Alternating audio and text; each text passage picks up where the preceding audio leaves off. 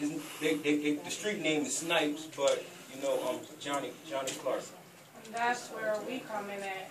Most of the family here. I'm the sister of Johnny Clark. And I'm the mother. Oh, this is my brother. Well, yo, tell us who Johnny Clark is. Johnny Clark is my brother. And can I get your name and address? I'm sorry. My name is Wanda Clark. Okay. I live at 32 Stevenson Drive here in Dover, Delaware. Okay. My brother is Johnny Clark. He was murdered on May 11th on a Friday. His belief was Muslim. Basically, we were contacted by Dover Police about 11 p.m. They said they had no way of getting up with any of the family members. You know, which is hard to believe. If you pull up the database, you could have found any family member, you know what I mean? So, I'm at a hearing at the Dover Human Relations Center, 2012, September the 27th at 7 p.m. You know, did he ever try to kill himself? You know, at the time we're hurting and, you know, we're just telling them because he did have slice marks on his arm. You know, my mom had let us know that, so we told him, you know, but he wasn't that type of person who would kill himself. You know, and they told us if we needed, you know, anything, let us know. They told us who had his body, the coroner. So when I called the coroner was telling me, well, you can't see his body right now because the belt is still on there, the tree branch, the way it is, and you can't see it. So me just being hurt at the time, you know, I'm like, okay. So, you know, later on I found out that it didn't matter what position that his body was in, you were still supposed to see the body. He told me that, you know, he had to wait for someone else to come, they had to do autopsy, you know, and they would let me know in the morning. So when I called the next day or the day after, either way, when I kept trying to call him, he kept making excuses and eventually told me I would have to see the body at the funeral home.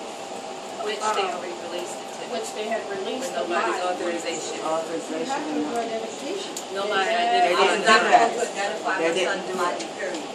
And he would let the This doctor would let me at come all. review the body.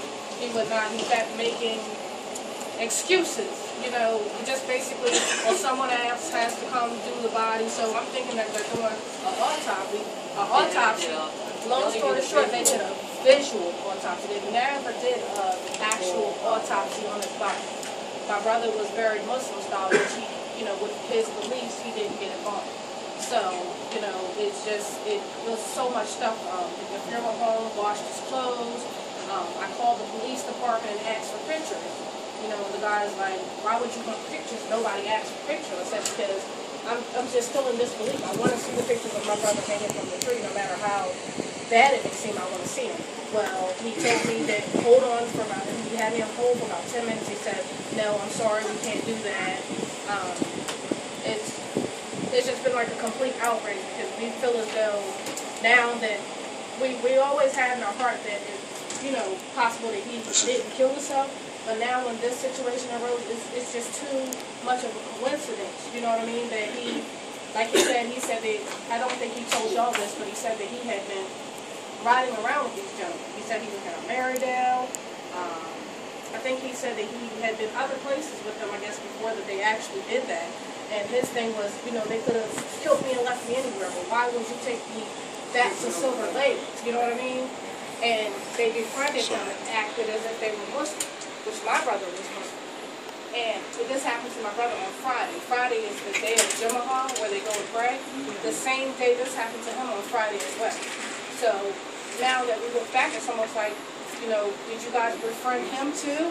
And then you took him out there and you did the same thing to him. And I'm curious something else now. These two gentlemen that got you, they had a gun. They didn't befriend you. Yes, that's how they got me. Earlier they did. Earlier they did. This is Henry Fordham. Inside of the vehicle because they were professing that they was in religion and they was not. So when I got there, it just everything became like everything just became nigga this and nigga that and this and that and you gonna kill me, this and we gonna do this. Well, explain to them you were with them when you left them when they came through later and it's nothing to do with their guns. That's what they probably don't understand. You were hanging with them earlier, but you left and you were on your own walking when they came to you again and it's nothing. You want to say her hand out? How about we, because I know you had your hand up, I apologize. And then you, ma'am, and then you, is that okay? Name and address? My name is Donald Clark. Okay. Excuse me, go louder, please. Donald Clark. Uh-huh. My address is 21D South Dublin.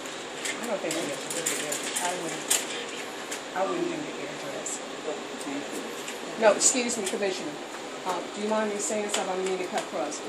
At the nature of the situation, I don't believe that I would give the address right now because, first of all, if you don't mind me saying it, That's